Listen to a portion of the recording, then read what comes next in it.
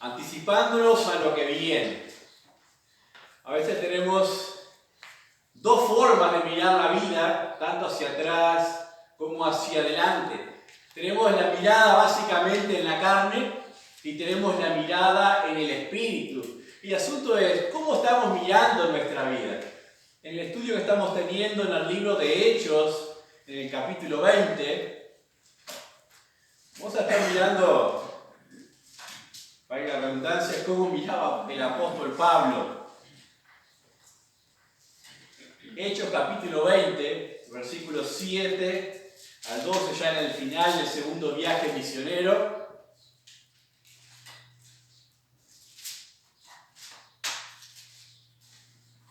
Tenemos una anécdota allí en el versículo 7 al 12, que la vamos a mirar para mostrarles que hay siempre dos formas de mirar. Dice así: el primer día de la semana, reunidos los discípulos para partir el pan, Pablo les enseñaba habiendo de salir al siguiente día y alargó el discurso hasta la medianoche. Y había muchas lámparas en el aposento alto donde estaban reunidos, y un joven llamado Eutico, que estaba sentado en la ventana, rendido de un sueño profundo, por cuanto Pablo disertaba largamente, vencido del sueño, cayó del tercer piso abajo y fue levantado muerto.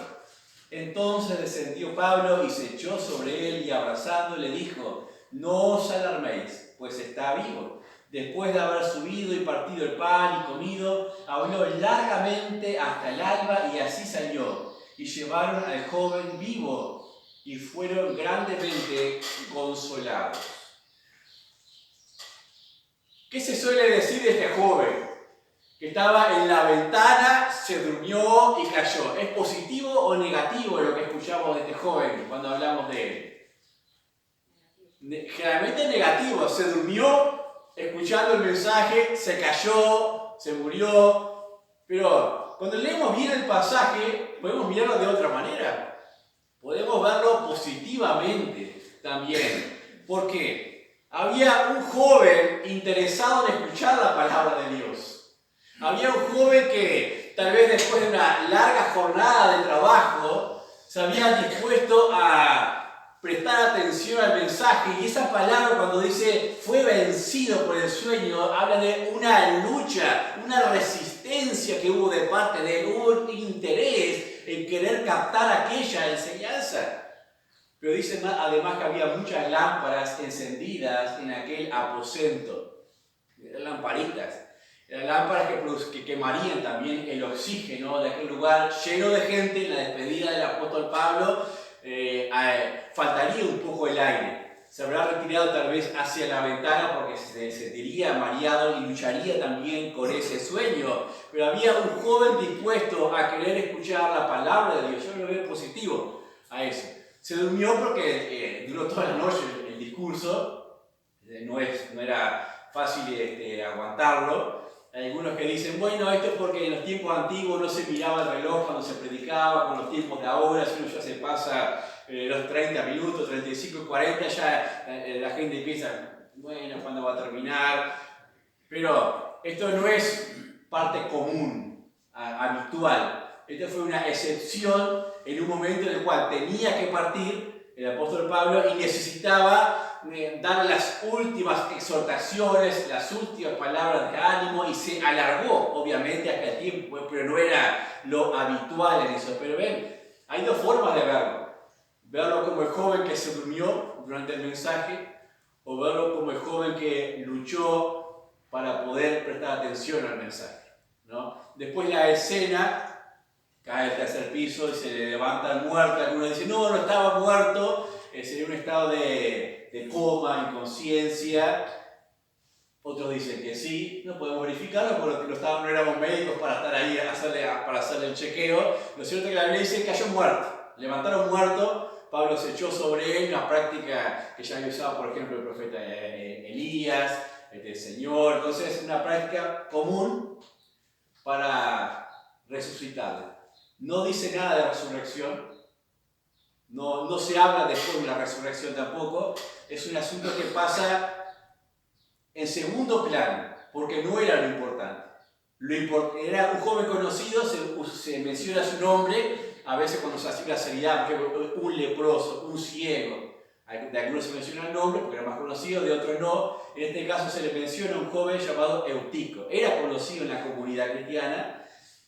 Toman ánimo, se alegran cuando recibe la vida. Entonces no era alguien que estaba de casualidad allí, era un joven involucrado en las cosas del Señor. Pero el pensamiento es positivo. Pero ¿a dónde vamos? Versículo 17 dice: enviando pues desde Mileto a Éfeso, hizo llamar a los ancianos de la iglesia, y cuando vinieron a él les dijo: vosotros sabéis cómo me he comportado entre vosotros todo el tiempo desde el primer día que entré en Asia. Ahí llama a los ancianos, les va a dar esa última exhortación a la iglesia de Éfeso. La iglesia de Éfeso iba a sufrir bastante en lo consecuente, y los líderes deberían estar preparados. Les va a dar aliento, pero también les va a dar exhortación. Y es lo que vamos a ver básicamente aquí en esta mañana, ¿no?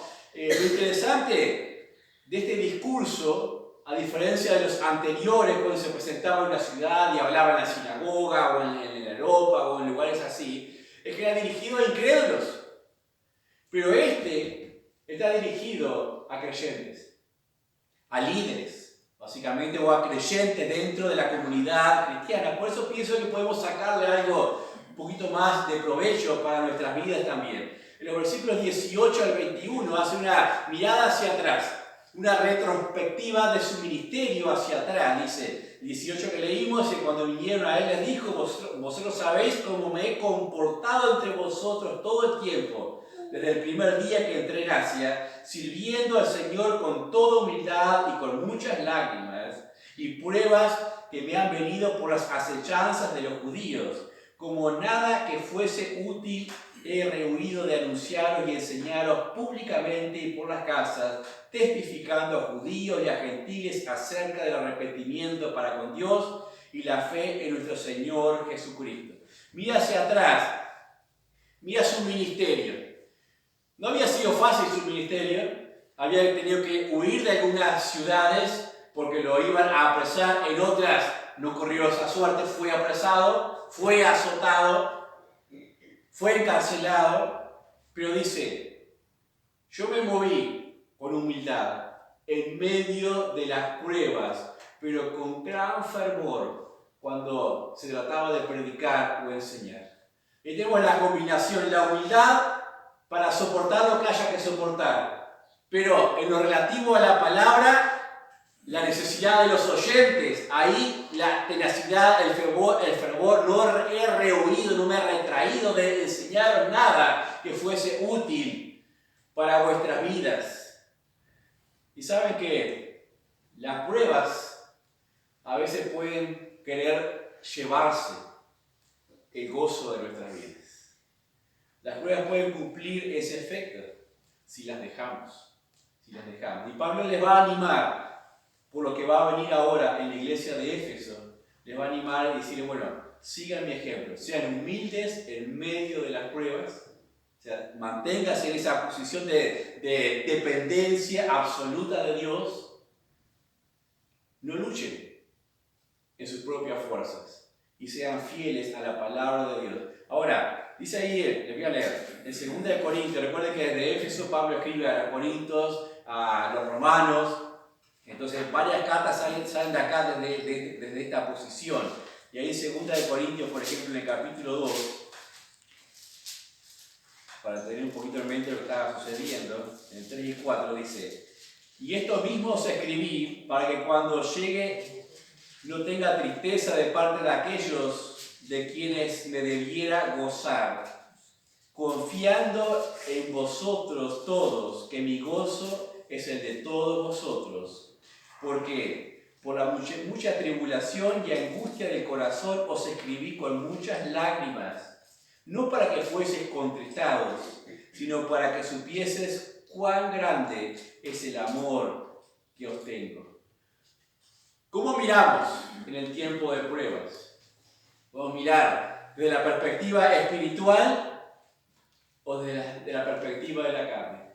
Pablo dice, miren desde el Espíritu, anímense con la misma palabra de Dios. Dice, como leímos en el versículo 20, la enseñanza es útil para la vida. A veces a nosotros los creyentes nos gusta escuchar un mensaje general, pero cuando la enseñanza se entremete en la vida personal, en lo que diríamos mi vida diaria, la vida de mi casa, a veces nos gusta mucho esa enseñanza. Y dice Pablo, yo no he rehuido de enseñaros nada que sea útil.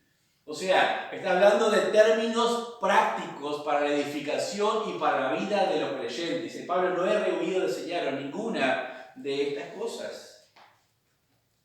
No suele haber problemas con aquellos que son simpatizantes de la Biblia, siempre y cuando la Biblia sea simpática para ellos. ¿Entienden? O sea, hay muchos creyentes que simpatizan con la Biblia en su esquema general, pero cuando la Biblia comienza a no simpatizar con sus vidas o con sus prácticas, entonces se produce un conflicto en el corazón que lleva a pensar, a mirar todo conforme a la carne y no conforme al Espíritu. Y eso justamente es lo que hace que el creyente pierda el gozo. Pierda la capacidad de estar delante del Señor con esa alegría que debería caracterizarnos a cualquiera de nosotros. Esa es la perspectiva del pasado. Dice Pablo, miren a mí, miren mi ejemplo. Miren cómo he andado entre ustedes y miren lo que les he enseñado. Ahora, la perspectiva futura de Pablo, versículos 22 y 24 de Hechos 20, versículos 22 y 24 de Hechos 20, dice, ahora, he aquí, ligado yo en espíritu, voy a Jerusalén, sin saber lo que allá me ha de acontecer, salvo que el Espíritu Santo por todas las ciudades me da testimonio diciendo que me esperan prisiones y tribulaciones. Pero de ninguna cosa hago caso, ni estimo preciosa mi vida para mí mismo, con tal que acabe mi carrera con gozo y el ministerio que recibí del Señor Jesús para dar testimonio del Evangelio de la gracia de Dios. Pablo usa un poco el sentido común. Cuando dice acá que el Espíritu le ha dado testimonio en todas las ciudades, hay un discernimiento espiritual. No creo que específicamente el Espíritu en cada ciudad le diga, mira que cuando vayas a ir a Jerusalén te va a pasar tal cosa.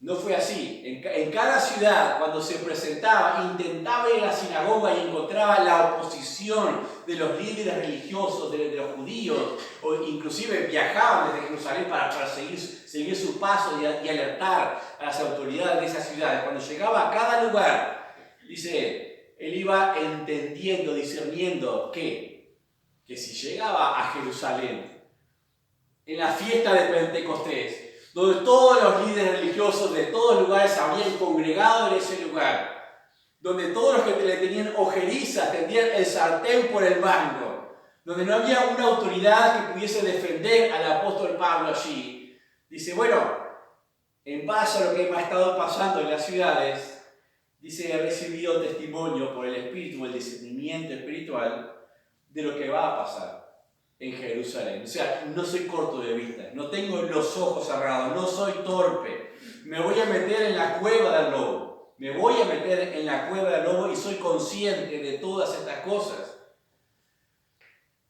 Pablo dijimos que había escrito desde allí, de Éfeso, las cartas a Romanos, a Corintios. Y le voy a mencionar lo que dice en Romanos 15, estando ahí, en ese momento, lo que escribe ahí en Romanos capítulo 15, versículos 30 y 31.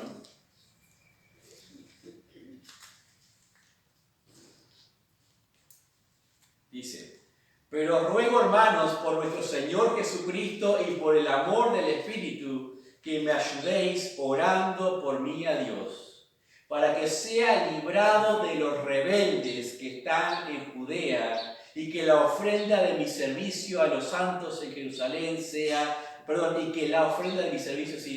acepta, para que con gozo llegue a vosotros por la voluntad de Dios y que sea recreado juntamente con vosotros, y el Dios de paz sea con todos vosotros. Amén. Ahí Pablo está escribiendo, nos está mostrando cuál fue el propósito de ese segundo viaje misionero. Era recolectar la ofrenda para los santos en Jerusalén que estaban pasando necesidad, a pesar de que los santos en Jerusalén miraban por un poco de desdén a los gentiles que se iban convirtiendo. Igual así ya les habían explicado que sí, se convertían, y Pedro mismo le había dado testimonio de que se convertían de igual manera que ellos, así que tenían que aceptarlos como hermanos.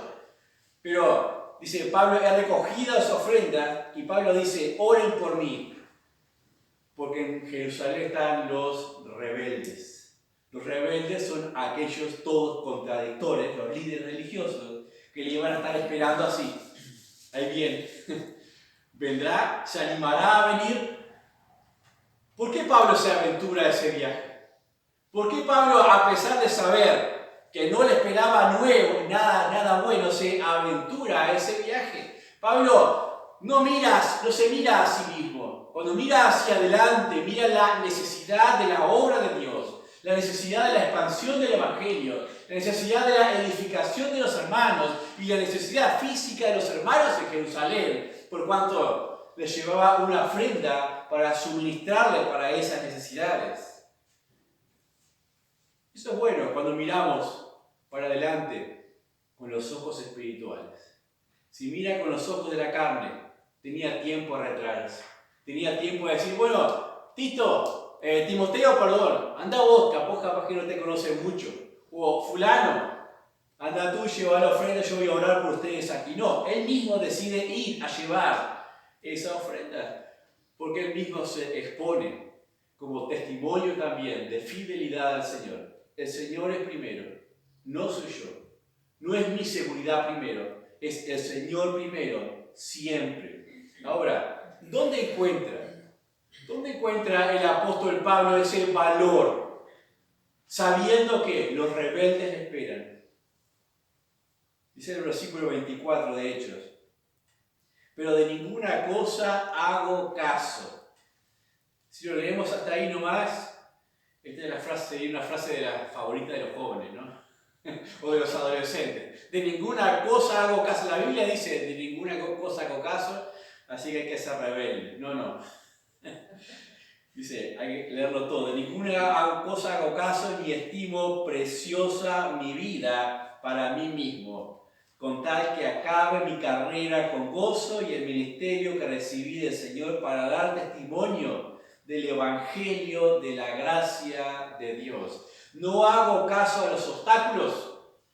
De ninguna cosa hago caso a los problemas, a aquellas barreras que a veces nosotros mismos las generamos en nuestra mente, porque miramos hacia adelante y en lugar de mirar con gozo en el espíritu de lo que el Señor puede hacer, sacamos la calculadora a veces de las fuerzas, de la economía, de la gente, decimos no voy a poder, va a haber problemas acá, problemas allá.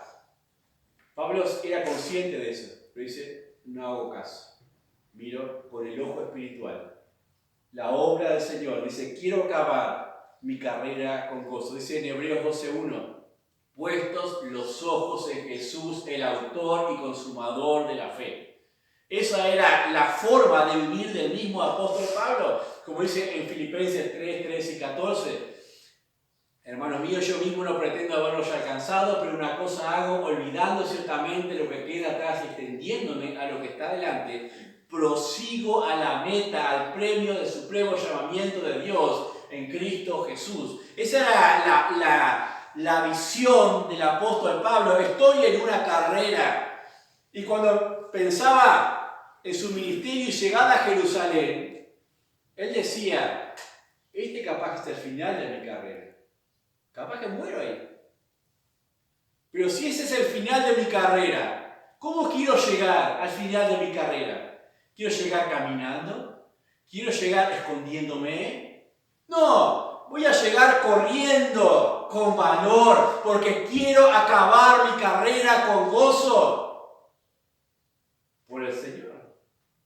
Entonces no miraba al final de su carrera como una carga, Miraba la posibilidad inclusive de perder la vida como un premio. Como un premio, pero él quería llegar corriendo, no caminando. No sé, alguno, aparte Julio sí, pero alguno más ha participado en alguna carrera, en una maratón. A veces va corriendo uno y cuando ya es uno de los últimos, ya los demás ya van llegando, dice, voy a llegar, pero ya ni me preocupo, empiezo a caminar para llegar, total, si no voy a llegar, no voy a tener un premio ni nada. Y a veces en la vida cristiana hacemos así. Soy salvo, voy a llegar. A golpes y porrazos, caminaré más lento, lo que sea, pero voy a llegar, sí. Pero no llegas con gozo, no llegas expectante. ¿Entiendes? El apóstol Pablo dice, quiero llegar con gozo. Entonces voy a correr, no voy a caminar. Voy a seguir esforzándome a correr. A veces lo que tenemos nosotros es el sentido de la autopreservación. Cuando algo es contrario inclusive a mi bienestar físico, bueno, mejor no lo hago. Cuando algo es contrario a las proyecciones que me he hecho según el ojo de la carne, mejor no lo hago. Porque tenemos el sentido de la autopreservación desde los mismos orígenes. Y intentamos negociar con Dios, decimos, yo me quiero autopreservar y que tú me ayudes a autopreservarme. En lugar de decir, soy de Él y voy a correr para Él y que Él me preserve. Hay un ejemplo de eso en la antigüedad, se lo leo, en Génesis capítulo 28.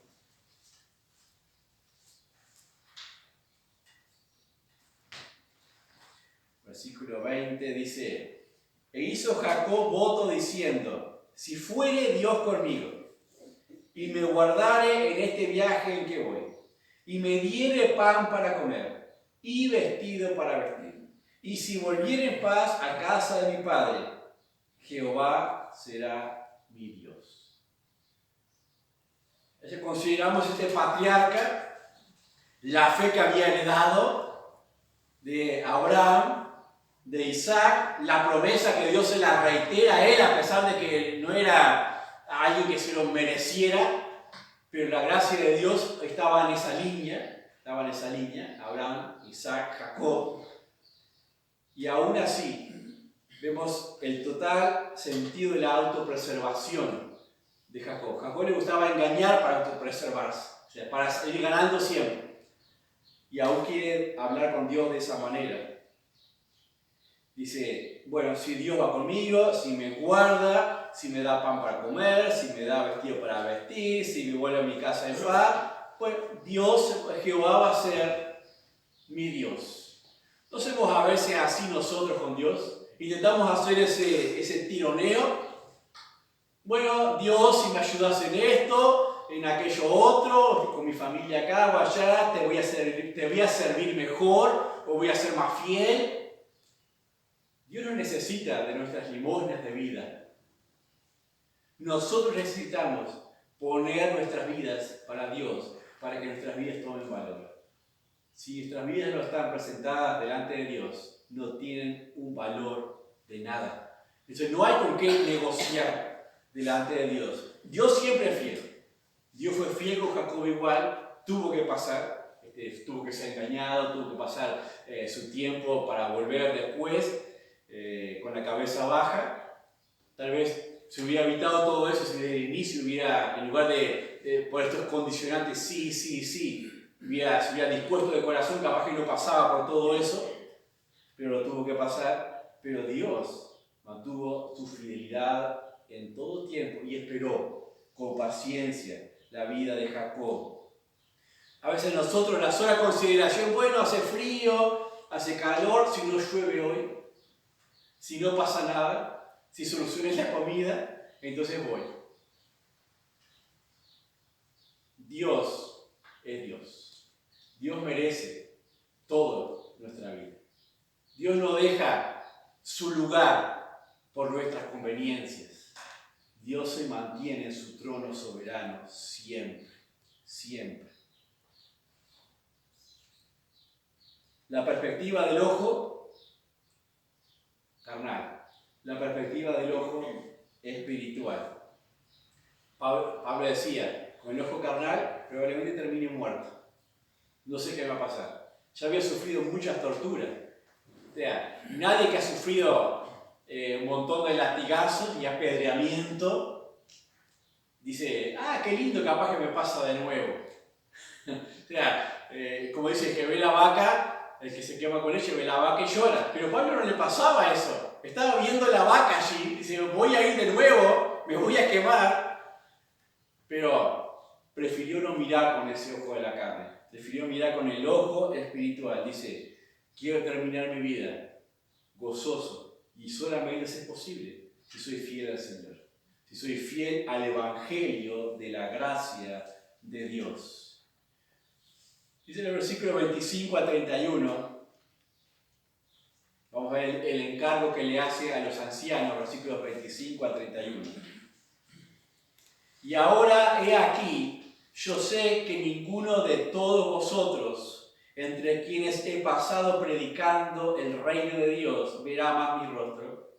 Por tanto, yo os protesto en el día de hoy, que estoy limpio de la sangre de todos, porque no he rehuido anunciaros todo el consejo de Dios. Por tanto, mirad por vosotros y por todo el rebaño en que el Espíritu Santo os ha puesto por obispos, para apacentar la iglesia del Señor, la cual Él ganó por su propia sangre.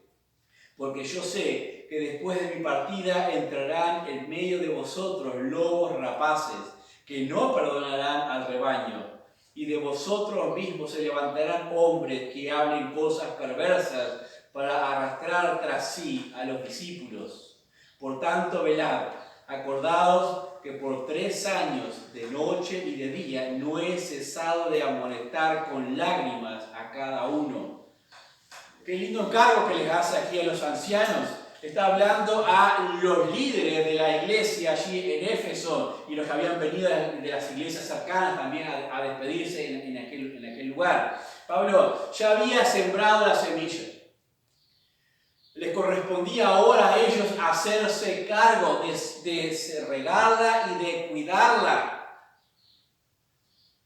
Dice el versículo 28, mirad por vosotros mismos y por todo el rebaño. La doble responsabilidad. Tenemos responsabilidad por la edificación de la vida de cada uno de nosotros. Y otros también por la edificación de la vida de otros. Pero cada uno que ha recibido la palabra de Dios, la semilla de la palabra de Dios, tiene que mirar qué sucede con esa semilla, con esa palabra. Tiene que regarla, tiene que cultivarla, porque si no la cultiva cada uno, no la trabaja, no puede cuando ve su vida hecha pedazos después criticar y decir los de la iglesia no me enseñaron, los líderes, porque cada uno cuando la palabra de Dios llegó a su vida y tiene el Espíritu Santo, tiene responsabilidad en sí mismo para edificarse, para trabajar. Pablo dice, he sido una atalaya. Les he anunciado lo que tengo que anunciarles de la vida, del pecado. Mis manos están limpias de vuestra sangre y por eso os protesto. Dice, ya no pueden ahora acusarme de nada. Yo estoy limpio, dice el apóstol Pablo. Así miramos nuestras manos con aquellos a los cuales tenemos la responsabilidad de llevarles el Evangelio. Y decimos, ¿cómo están nuestras manos? A veces no las hemos querido ensuciar demasiado, pues miramos con el ojo carnal y decimos, mejor mantener las amistades y todo lo demás y no hablar tanto de la palabra de Dios. Pero la vida pasa así. Es como una niebla, un soplo. ¿Y qué es lo que queda en realidad? Si no es la palabra de Dios. O sea, toda mi bonita amistad, todo eso no lleva a las personas al cielo. Lo va a llevar mi fidelidad en la comunicación del Evangelio del Señor Jesucristo. Y Pablo les dice eso, yo estoy limpio. Estoy limpio de la sangre de todos vosotros. Y le dice ahora a los líderes del rebaño, ahora les queda a ustedes la responsabilidad aquí. Ya no es de los apóstoles, ya el tiempo apostólico estaba pasando ya. Ahora está bien iglesias establecidas con sus ancianos, con sus pastores, y cada iglesia de esas independiente tenía que ser responsable de sí misma y no perder obviamente el ojo de la visión misionera, porque vemos que estas iglesias lo tuvieron para con la iglesia de Jerusalén para ayudarles también a ellos. Dice el versículo 29 al 31, porque yo sé que después de mi partida entrarán en medio de vosotros lobos rapaces. No solamente iban a entrar, sino que iban a salir en medio de ellos también iban a salir. Ahora, cuando mira la perspectiva de la iglesia de Éfeso hacia adelante, ¿qué ve el apóstol Pablo? Ve buenas noticias. Dice, yo sé lo que se viene. O sea, él los había resistido hasta ese momento, pero Pablo era consciente de las capacidades de los que quedaban también y de la fuerza del enemigo y del engaño. Era consciente de sus artimañas y dice, van a entrar y eso sí que no van a perdonar al rebaño, le van a saquear todo bien espiritual. Y cuando leemos Apocalipsis capítulo 2, cuando hablamos del mensaje a la iglesia de Éfeso, de allí de Juan, dice, ¿qué le había pasado a la iglesia de Éfeso? ¿Alguien se acuerda? Has dejado tu primer amor. Has dejado tu primer amor. Arrepiéntete de esas obras y vuelve. Es el llamado que se le hace en Apocalipsis. ¿Cuál fue ese primer amor? Ese que les llevó a estar toda una noche atentos a la enseñanza. El amor por la palabra de Dios. Por eso Pablo en este pasaje hace tanto hincapié en lo que ha enseñado, en lo que es útil, que no ha rehuido de enseñarles. Eso tienen que prestar atención, tienen que mirar por ustedes mismos y por la grey, porque el primer amor consistía en la devoción al Señor Jesucristo a través de la enseñanza de la palabra de Dios. Eso lo habían dejado. Cuando se escribe a la iglesia de Éfeso, por ejemplo, se le anima también a crecer en el conocimiento del Señor Jesucristo. Abandonado eso, la iglesia se volvió en una iglesia fría. Tal vez había actividades, tal vez había movimiento, pero no había devoción por la palabra de Dios. Y eso no se puede descuidar. Porque las actividades se terminan cuando se terminan las fuerzas de la carne. Se terminan las fuerzas de la carne, se terminan las actividades. Pero lo que no se termina nunca es el conocimiento del Señor Jesucristo en la vida de las personas, animándoles, exhortándoles y llevándoles hacia la meta de fidelidad. Y la amonestación final que encontramos ahí para terminar, versículo 32 a 35, dice: y ahora, hermanos, os encomiendo a Dios y a la palabra de su gracia, que tiene poder para sobreedificaros y daros herencia con todos los santificados. Ni plata, ni oro, ni vestido de nadie codiciado. Antes, vosotros sabéis que para lo que me ha sido necesario a mí y a los que están conmigo, estas manos me han servido. En todo os he enseñado que, trabajando así, se debe ayudar a los necesitados y recordar las palabras del Señor Jesús que dijo: más bienaventurado es dar que recibir. Cuando hubo dicho estas cosas, se puso de rodillas y oró por todos ellos. Y entonces hubo un gran llanto de todos, y echándose al cuello de Pablo le besaban, doliéndose en gran manera por la palabra que dijo, de que no verían más su rostro, y le acompañaron al barco.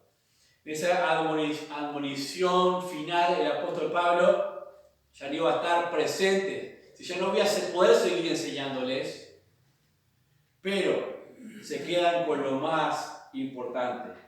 Dice, la palabra de su gracia que tiene poder para sobreedificaros. Dice, se van a quedar con esa enseñanza, con esa palabra, con sus cartas. Y eso es lo que tienen que utilizar, ¿para qué?